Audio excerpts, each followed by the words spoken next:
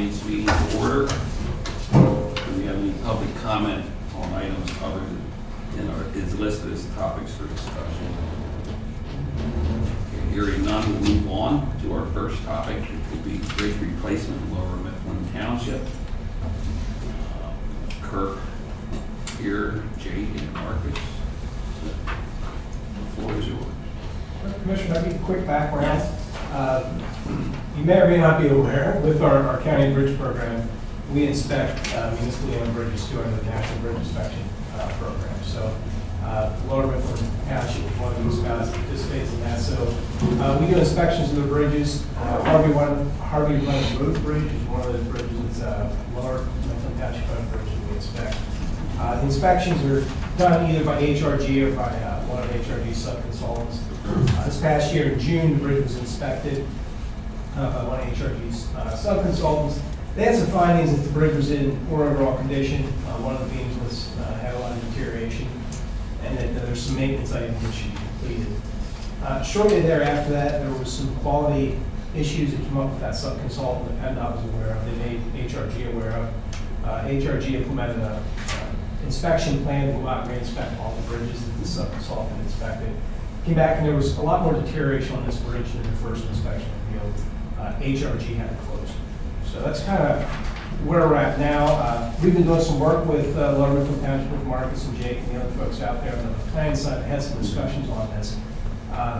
HRG went out after the closed bridge, met with Jake and some of the other township staff, put together some initial kind of cost estimates there. You see in the back here, handout, some different options. The township then had NFT Engineering do a cost estimate for a total replacement. So you can see the costs there range anywhere from $100,000 to $1 million for a full two-lane bridge replacement. One of the meetings with Brad, I'm not sure which one, we had talked to the township and said, is there any opportunity for the county to help out with Lower Mifflin Township, recognizing that their total annual budget leaves around $300,000. You can see the cost of some of these replacements. And talked to them, said, sure, bring it forward to the board and talk a little bit more about it. I put some different options down there that we could look at, but do nothing. Obviously, I understand that one, but then the others do, working through our bridge capital improvement plan, provide a grant or a loan to the township. Other counties, Mifflin County namely, has worked with the Pennsylvania State Infrastructure Bank, and they provide loans through that to municipalities, and the county has paid for the interest on that loan. So a couple different options we scoped out, but we asked the folks from the township to come today to answer any questions we may have, have some discussions with the board of how we might move forward on the request. Have there been any repairs to the bridge in the past? I do recall that there were major repairs done on Market Night. Of course, I've been solicitor of Lower Mifflin since 1978. So I've seen a lot of changes out there. Harvey Road has been repaired in the past. The surprising thing to us was that we weren't given advance warning of the deterioration until this very last inspection. I have with me our roadmaster, Jake Feldman. Jake is our newest supervisor. One of our supervisors died in office, and he's taken his place. But he also, when he's not being a supervisor or roadmaster, he's a supervisor for John Klein Excavating. So he knows what he's doing when it comes to roads. Our major problem is that if we do anything over that stream, we have to get DEP permitting, which means engineering costs. And if we're going to invest a lot of taxpayer money in this, we want it to be a good fix, a fix that's going to last for a while. People might imagine, well, why not just close it and use those roads? The problem is that it's a connector road for lots of folks heading towards Carlisle or Newville or the warehousing. And for those in the audience that don't know where Lower Mifflin is, contrary to its name, it's the northernmost township because it's that little finger that sticks into Perry County.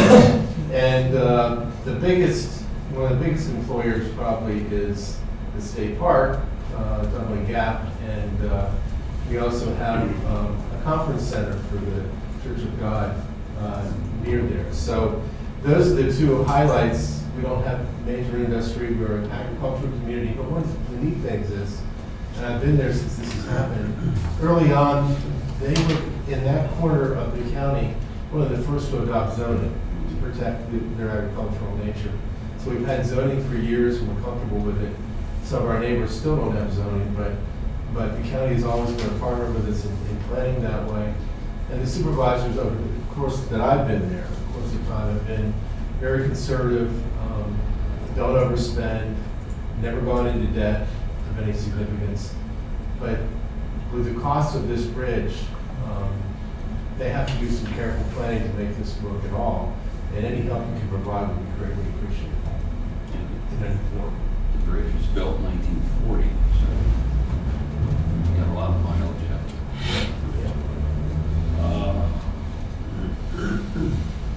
We have about 1,800 taxpayers up there, but 1800. yeah.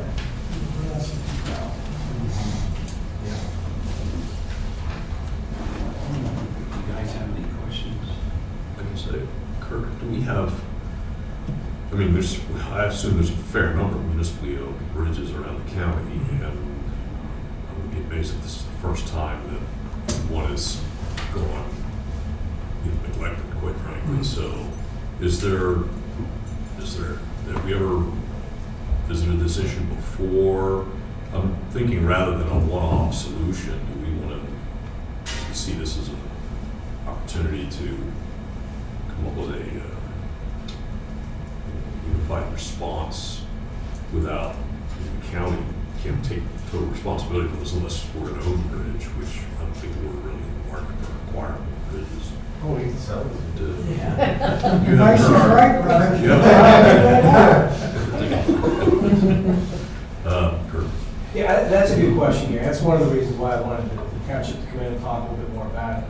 I think that there's opportunities we move ahead to potentially do this more. There's likely other leads out there.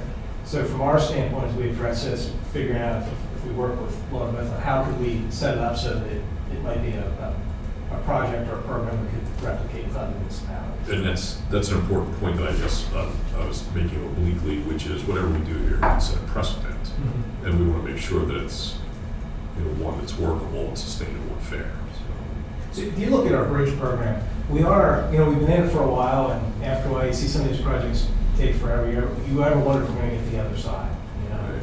There is light at the end of the tunnel. So when we look at the next couple of years, as we finish up some of our major projects, you're going to see that we move our bridge program from a replacement of county bridges more into a maintenance phase, which then there could be opportunities to do projects like this or other projects, highway projects from our municipal partners as well. So I think this request helps us to look ahead. Do we want to continue to work with that $5 registration fee, which is fueling a lot of this? Or do we, as the board, is something for your consideration, do we want to repeal that $5 fee after we get through our county bridges? Well, I guess, this is a new issue for us, so I would be very hesitant to put the county on the hook permanently for municipal bridges, so let's state that up front. But the like you're thinking that long-term, it provides something for us to think about. I guess my question is, if the county involves itself in this one, are we going to be now opening the floodgates for lots of municipal requests to take over for various bridge repairs or rehab or maintenance or what? That's why I say I want to do it in a way that's going to be fair to everybody. Yeah, I think there'll be other requests, sure. I think other requests will come. It gives us an opportunity maybe to set the parameters of what we're looking at. Because I mean, nobody these days wants to own any more bridges, take them on.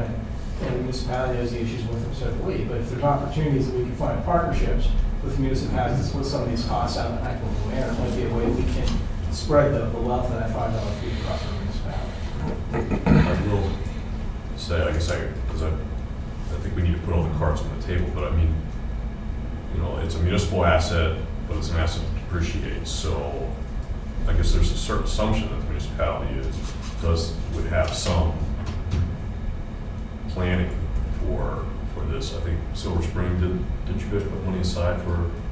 Yeah, there was an agreement with the development that for each new unit, the developer would contribute so much per unit.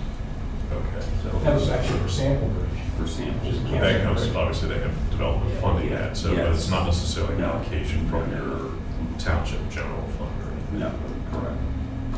So how are most municipalities funding bridge repair at the municipal level? I think you have to split that a little bit, with some of the more affluent municipalities, Sure. East Carlisle, stuff, they have more development, they have more opportunity to fund that through the various fees and programs they have. I think most of our rural municipalities, Jake and Marcus, you guys are primarily liquid fuels. You're primary revenue. What do you guys get on a year from fuels? Yeah, about $100,000. That's for everything, your roads and bridges. Sorry. Now, you have to understand, this is the very first time we've ever gone to ask for any help. We've done all our bridges in the past, paying for all the costs and expenses to repair them.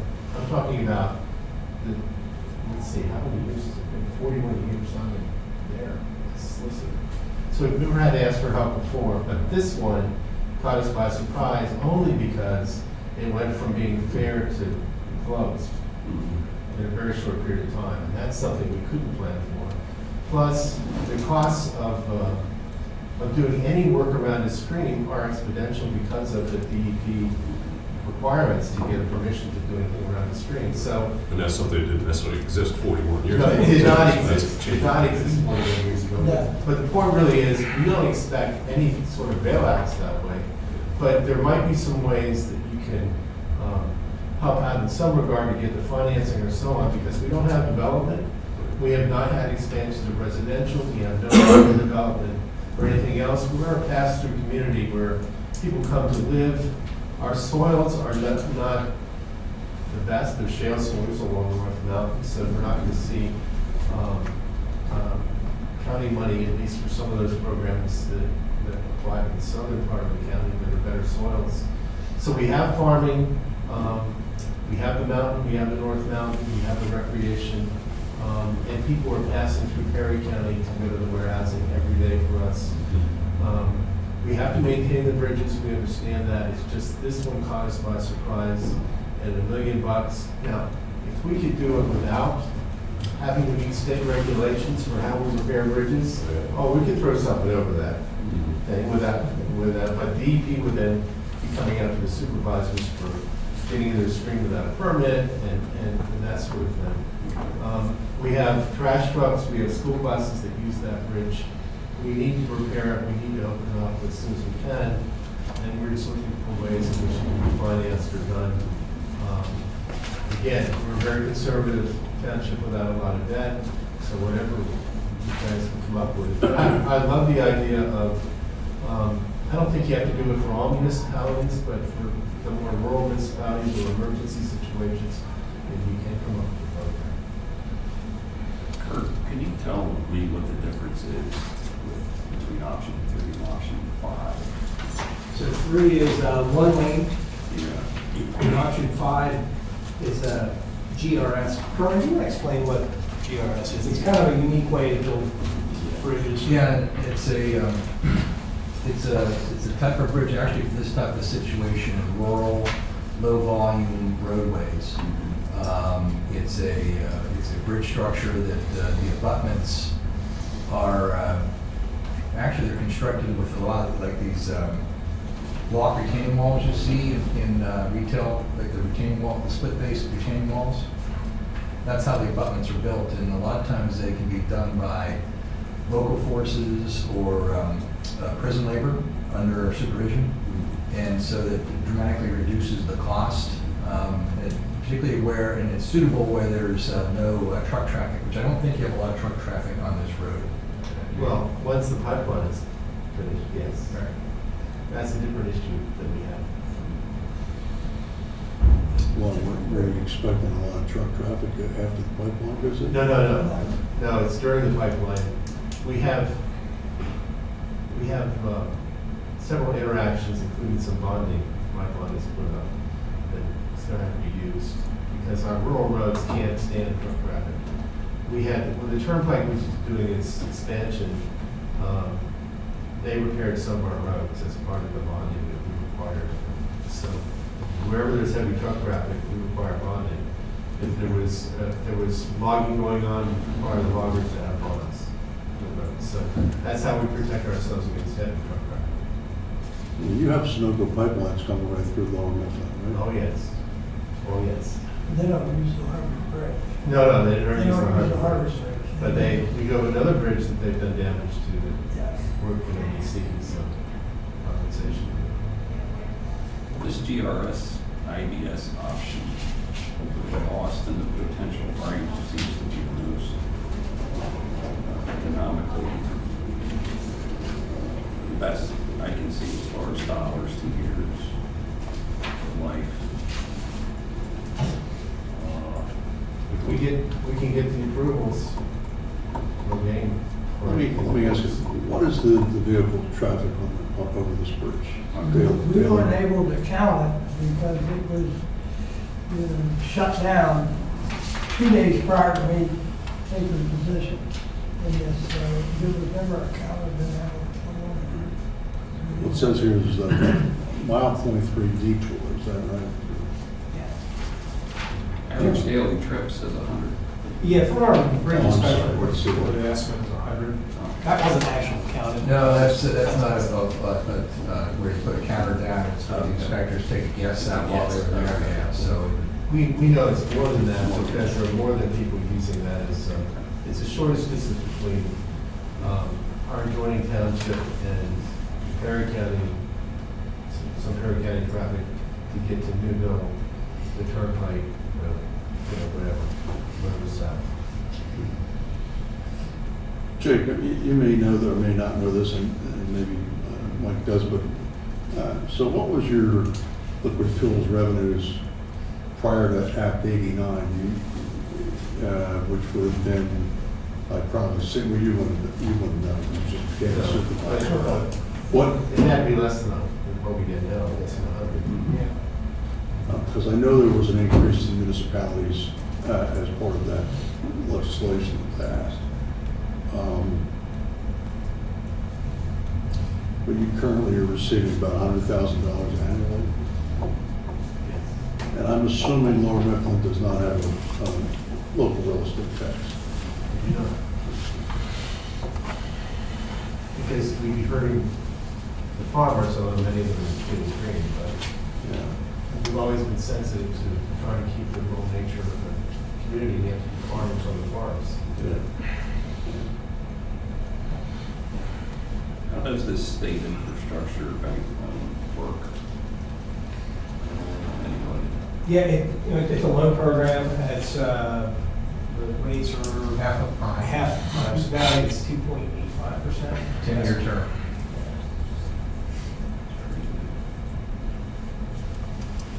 So this one where municipalities can be applicants, the county can be the applicant. In Dauphin County, have a program that has worked very well. The county helps municipalities out by paying the interest on that loan. So essentially, it's money that without any interest that goes to the municipality. Well, I had thought when we, as Brian mentioned at the Chamber of Commerce breakfast yesterday, when Cumberland County became the first county in the state of Pennsylvania to take advantage of the $5 vehicle registration fee, in other words, to generate sufficient funds, once we had achieved essentially the correction of rehabilitating all of our county-owned structurally deficient bridges, that we might be able to move forward with providing some additional support to our municipalities for road and bridge repairs, which we would be able to do. Or, as Kirk mentioned, we could just do away with the $5 vehicle registration fee. But as I recognize, it's not often that the state gives counties, municipalities an alternative revenue source.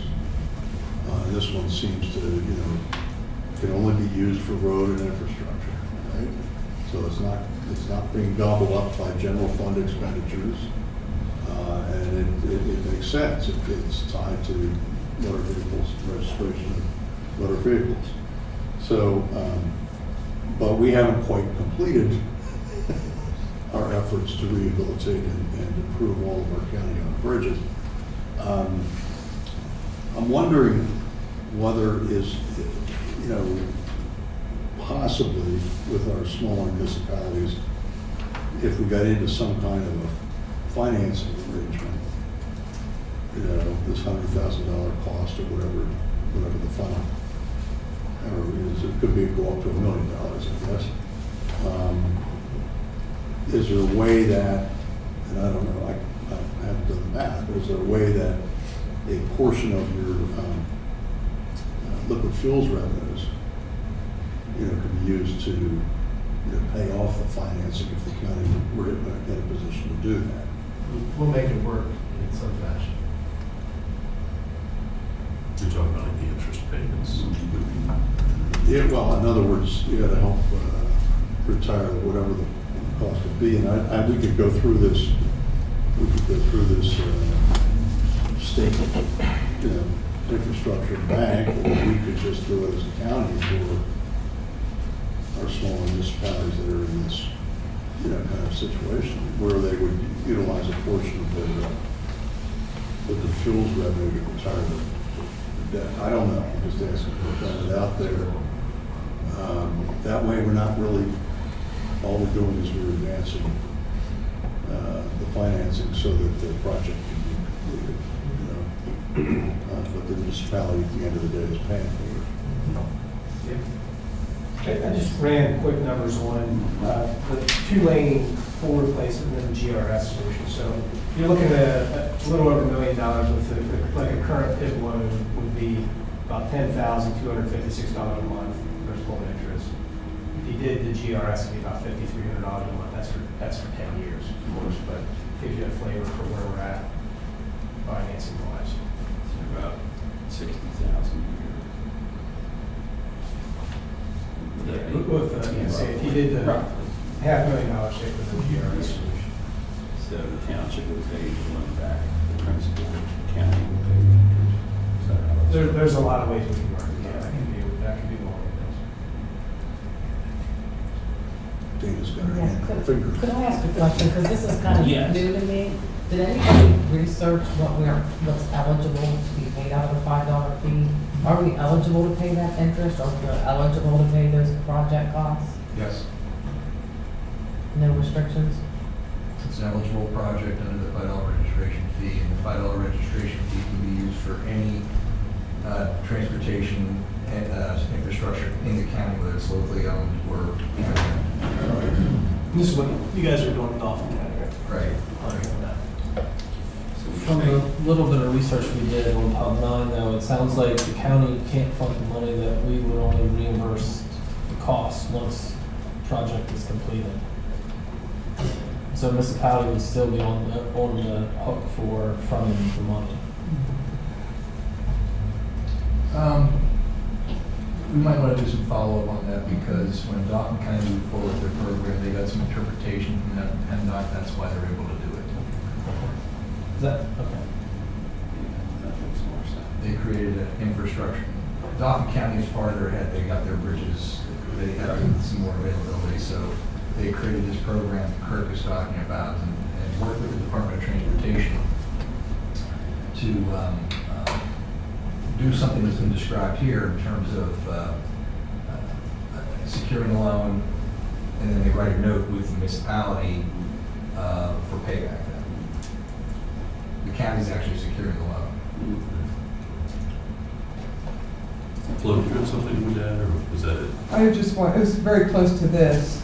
I just wanted to be sure if they were gonna, if the county was gonna do any kind of deal with the municipality, that they just check with the PennDOT auditors, just to make sure that, you know, that would clear if they were gonna use the liquid fuels funds, because those are so restricted.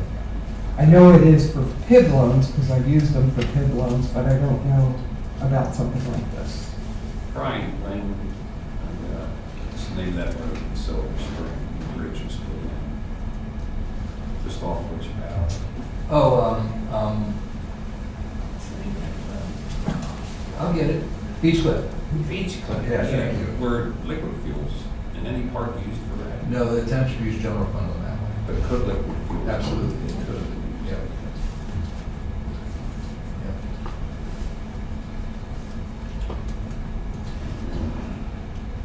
So today, I just wanted to kind of put some options on the table. That's definitely an option. Some direction from the board, if it's something you're willing to entertain, I have to work with the township to, look at some options and then maybe bring back some different scenarios that would work for them and we can consider from our end.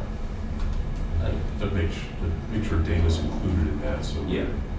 Yeah, we need to look at options and have a little time to digest this.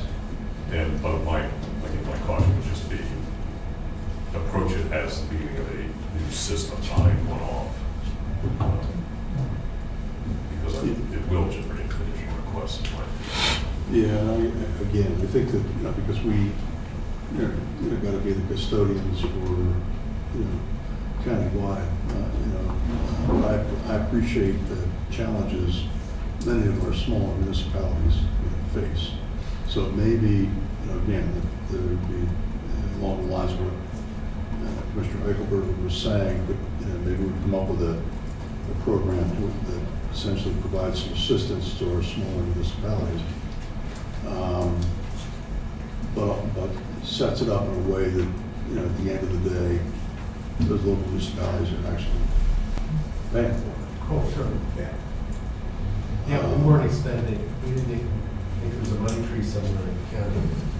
We could, stand around and So say, again, I mean, it's, this is something, we're facing in a number of areas. I mean, we've discussed before, I don't know where the proposal is, but, how do we finance light demolition? Is that a responsibility of each individual municipality? What do we do with those smaller municipalities that don't have any tax base? So, I think if there's a way that we can help, assist to get this project underway and get it done, if it's a necessary artery, and it sounds like it is if you've got school buses going across it.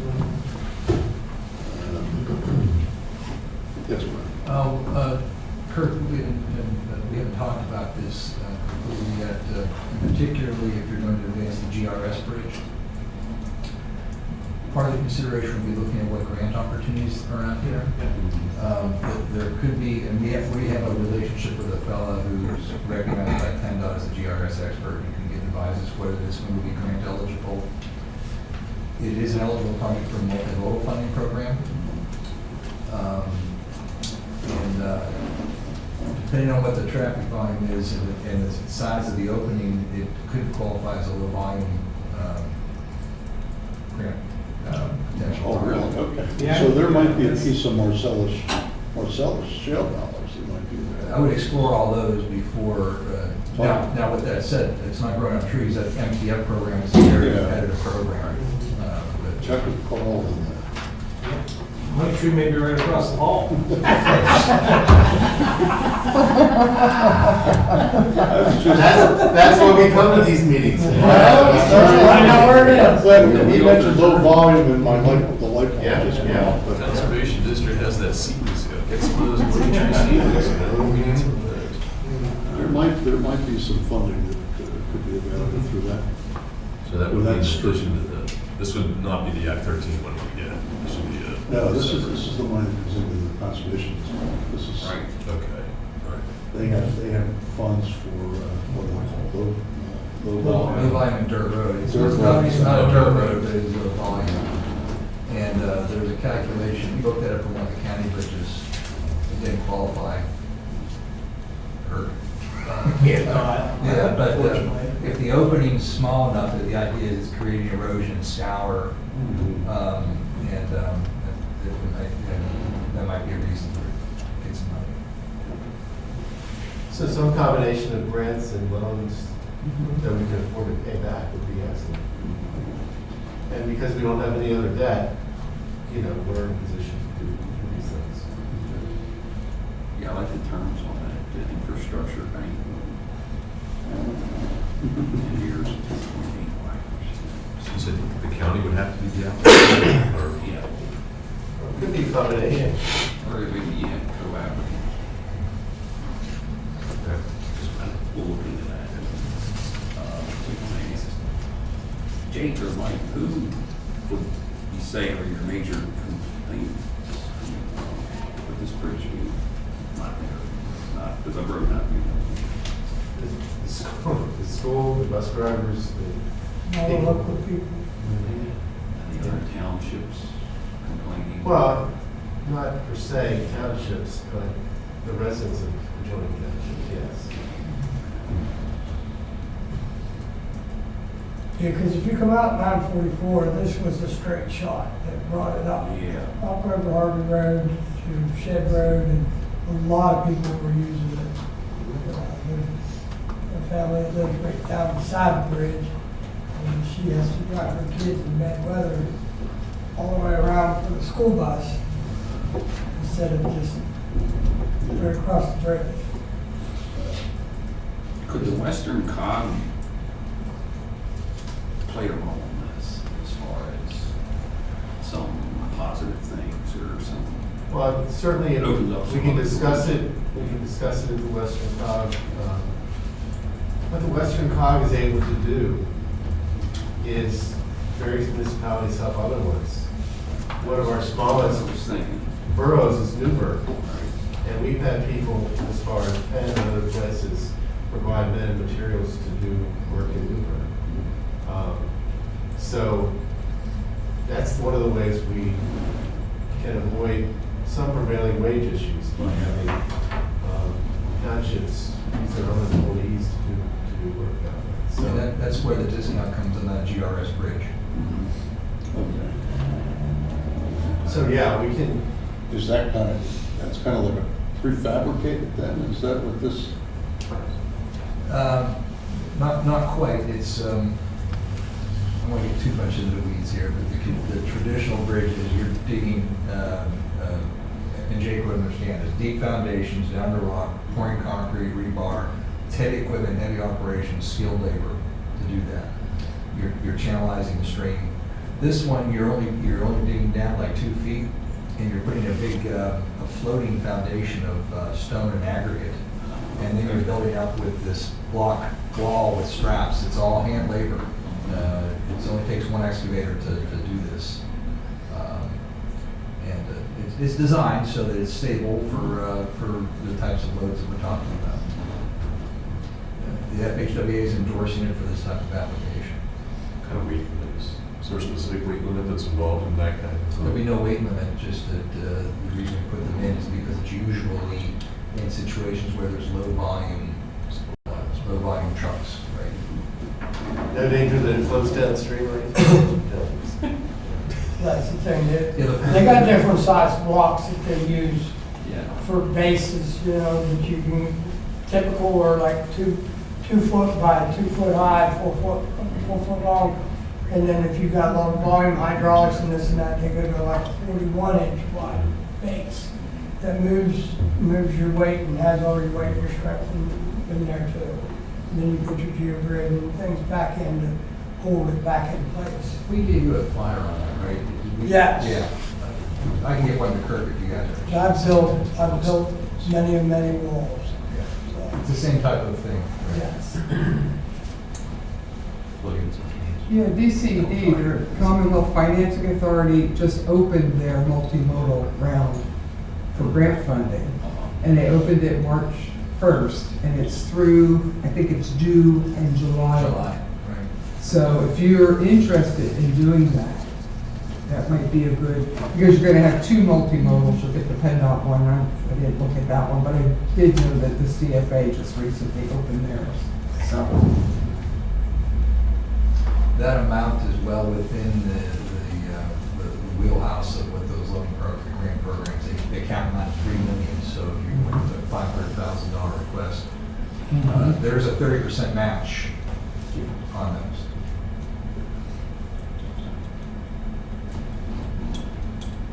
Are you guys glad you came here to think we had all those different ideas? Oh, we are.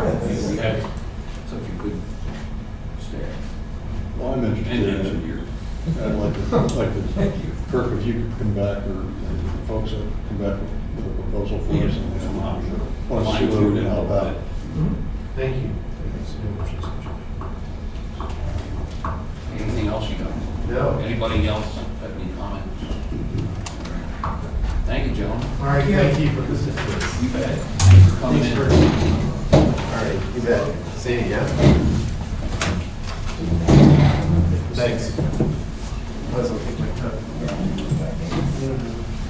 doing? Brian, nice hat. That's nice. I really like it. See you, Jake. Your quality See you later. challenge. See you, take care. Bye-bye. You still need? Yeah, I'm staying. Okay. Look at that one. It's not that cold in here. So rude to wear a hat indoors. So Yes. That's changed. Okay, next topic is household hazardous waste collection events. Mr. Miller. So back in, we came to, you, I think it was in November last year, the concept of implementing a per pound fee for the event. And we've been, done some homework over the last few months, so kind of have some of an official proposal for you here. You guys got the handout? So what we're proposing is 3 events. Thursday, July 18th, 12 to 6, Saturday, August 17th, 9 to 3, Thursday, September 19th, 12 to 6. Each event would be divided into 24 15-minute time slots, which customers would have to make an appointment to come to one of those slots, with a limit of 12 per slot. So we've put together a little program. I did a screenshot there for you. We've done a little bit of testing with it, and how people would sign up. For those who don't use the internet, go to the website that would direct them to call us, and then Barbara Sue could work with them to get that into the power slot. She knows. Yes. I'm not sure she's happy about it. I did some more, a little more Justin, detail. we talking at where's this gonna be? It'd be down at the, it's a good question, down at the electronics recycling. So we're planning to do it. Yeah, since we're gonna charge per pound, we need to scale. We have the infrastructure down there, the thought was let's take advantage. There's not as, the room down there is a little concerned, that's why part of the pre-registration, we want to stretch these people out over a longer time period so they're not all showing up right away. Well, I was thinking of, quite honestly, obviously you're gonna have 3 events as to whether we can do it in different parts of the county. Could you do it somewhere in the West Shore, could you do it somewhere in the Carlisle area, and then maybe somewhere in the western part of the county? Challenge to that is the scale is And the equipment and fixed in place. And We kind of had this discussion previously, even with the electronics recycling, and it just seemed that the location where you are was not that inconvenient to anyone, so it seems like the benefit No, is minimal. I just wanted to ask the Yes, sir. question. Good question.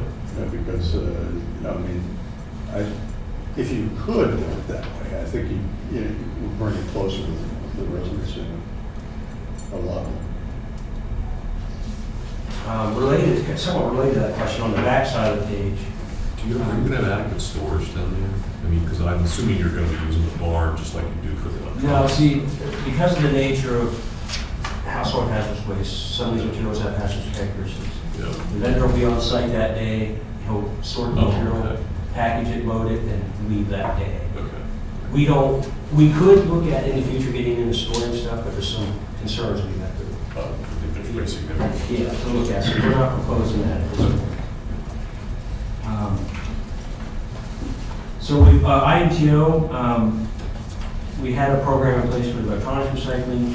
They built a second program for household hazardous waste. And the bottom screen captures to show that we have that ready to go. We process material 30 cents a pound. In the last sheet, it's kind of a little financial summary. Just I got a little more into the details of the numbers. Based on our last 5 years, I used some average data, did some projections based on percent of types of material we get and what the contract prices for each of those types are, to come up to my best estimate on what the fee should be. Back in November, I had mentioned 25 cents. The numbers actually show 30 cents a pound. It's the better number. So you got 2 columns there. 2019 is a projection. 2014 through 18 is average of the last 5 years. We anticipate we would see a decrease in material. I think that's going to happen anytime we implement a fee, go from free to a fee. However, we would increase the convenience factor, additional days and additional hours. We Because of less material, variable costs will be slightly less. You'll notice the fixed costs are going to be a little bit higher. That's because the vendor is going to have to come here 3 times versus 1. Revenue, Department of Ag pays for pesticides, so that would be covered. You can see what the fee would generate, what our grant from DEP would be, and then we get that sponsorship from Advanced Disposal. So you can see the numbers. Just that 30 cents just about break even. Looks like you make money. It looks like you got your money in the back. No, we would. Bringing in more revenue than The data shows we bring in $697 more than expense. But that's based on, but it shouldn't be a minus, right? It should be a plus. so I'm not an accountant. Well, that's a good thing, then. That's why I'm not an accountant. I see what you're saying. So, Apologies. You're looking at the impact of the salt, basically. I was looking at, I just did simple math. that's okay. When you subtract We're the, breaking even. is what you're saying. Yeah. I'm just. I got you now, All right. yeah. But that's a good point. If we continue with the old system, we were looking at an impact, the salt waste fund would have to pay out. That should be a minus 13, a little over And 13,000. who would be the sponsors? You mentioned sponsoring here $20,000. That would be- Advanced disposal. They would specifically. They give us, every year they give $20,000 towards that event as part of our contract with them. Now, we had for the, we got some local sponsorships for, was that the electronics? Well, that's right, yeah, on the old system. A few municipalities, Right. a few haulers. And we'll continue to look for other sponsorships. Yeah. Outside Advanced Disposal. If municipalities or others want to have sponsors, we're willing to accept that. A member mentioned this before, but I wish we'd done some type of recognition for those who sponsor in the past. We really didn't do anything on it. We gave them certificates. Oh, we did? You'd mentioned, yeah. Oh, okay. Yeah, I mentioned certificates. Yeah, we did certificates of recognition. Okay. So, yeah, and I offered to have commissioners go to their meetings. Yeah, I think that we did. So you did the whole thing except the commissioner. They probably liked it You better. mentioned that that way. before. That's Yeah. right, Garrett, if I remember, you volunteered to go to the. I did sound to a few. You want this to be a success. So we have a lot of the, I'll call it infrastructure, for lack of a better word, in place. I think we can launch this if you're receptive to, Anything significant in your software thing for your account for the point of sale?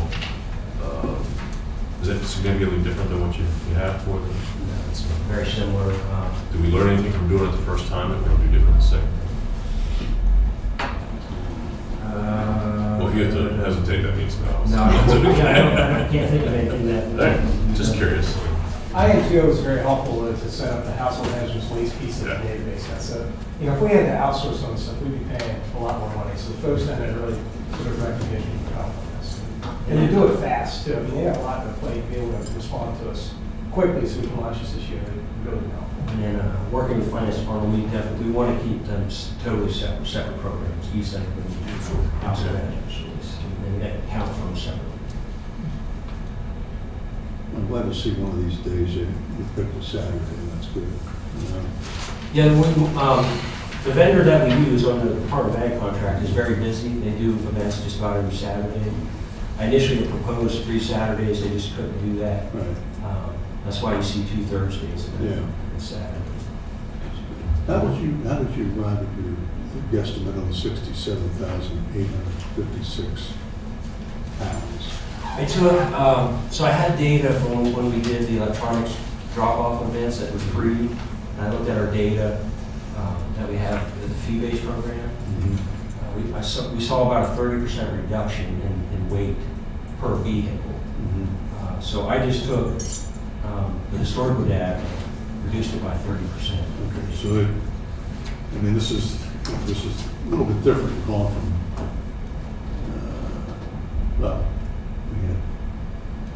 this is a different kind of program. I mean, we're talking household hazardous waste as opposed to electronics. Right. But, and how did you, I'm sorry, with the electronics, we just started the fee-based service, right? And, yeah, so I took the data we've had since we started that from 2017. But generally in the industry, when I look at other documentation, when you implement a fee, you generally see a reduction. There's just going to be a portion of people out there that refuse. Yeah. So now, on this, I know you were talking about very different materials here potentially, but 30 cents a pound. What is the average person who comes to the event and brings, I'm not talking about the commercial guys who bring in quantity or anything, but the average person who comes here, roughly how many pounds of stuff are we talking about? What would a standard fee There's like around assessment look like? $27. $27, so on average. Let me see here. Yeah, to do with this program, it puts an element of responsibility back on the consumer, because if you look at our events, the biggest item we get is paint.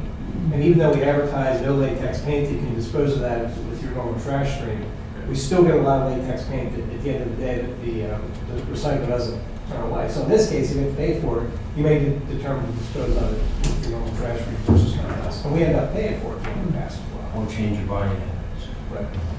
It's actually $24. It's about $24. I just want to make sure that we weren't necessarily talking about some sticker shock issue. And I think one thing we should advertise, if you look at the true cost of this, it's about $1 a pound. Because of that sponsorship, because of the grant, we dropped their price down to 30 cents. And they're really, in my opinion, still getting a good, a bargain. It helps with the psychological impact of this. I mentioned sticker shock too. It's you can say you can roll that down, you'll get more compliance, more people participate. You know, with electronics, now you have people with enormous televisions who bring them in and have to pay a very large bill.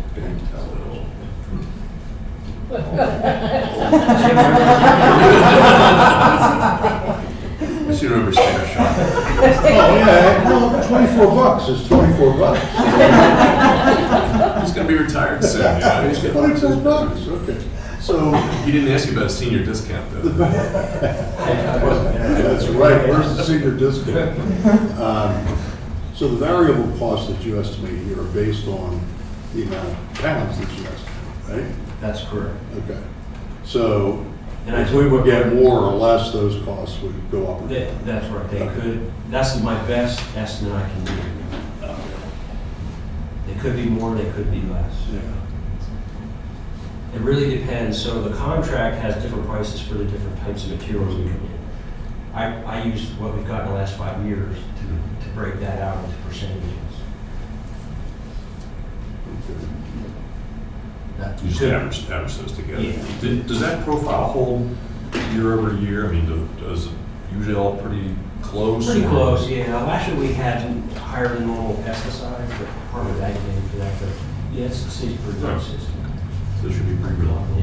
Justin, are there any other counties that are doing something similar to this, user fee for Yeah. disposal of household hazardous? Blair County, they charge 50 cents a pound. Erie County, 35 cents a pound. And then Westmoreland County, they charge 85 cents a pound. Unless you're a member of Westmoreland Cleanways, then you pay 75 cents. Okay. How long have those counties had their programs, their pay programs? The pay programs? Yeah. Just a few years. Okay. It's a trend I'm starting to see in this industry. Those who use the program pay.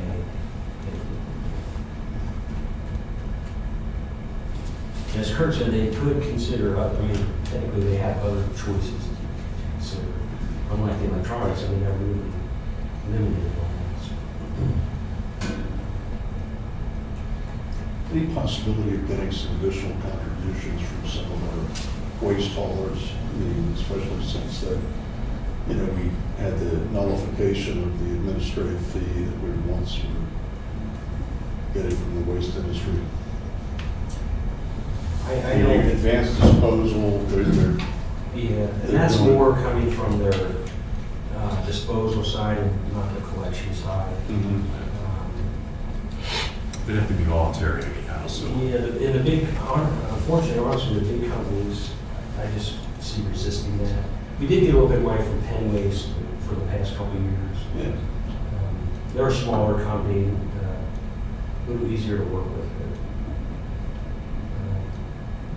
Well, I mean, there is. I mean, we can try, we can try. Well, there is also a promotional value. I would think that those companies that, you know, if you sponsored or co-sponsored by, you know, X, Y, and Z, I mean, you know, maybe people wouldn't feel so bad when they pay their trash bills. We offered, when we tried to get sponsorships the past couple of years, if they gave a certain dollar amount, then they could even be on the site with a display, sponsored by, we would invite them.